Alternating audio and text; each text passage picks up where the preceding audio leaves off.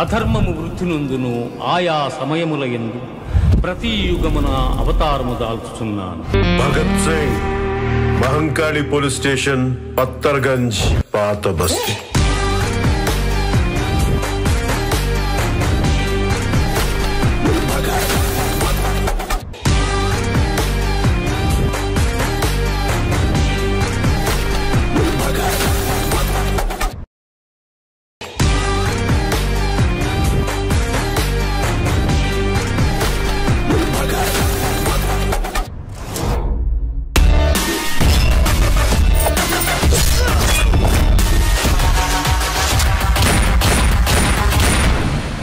ఖచ్చితంగా గుర్తుపెట్టుకో, గ్లాస్ అంటే సైజు కాదు, సైన్యం, కనిపించని సైన్యం.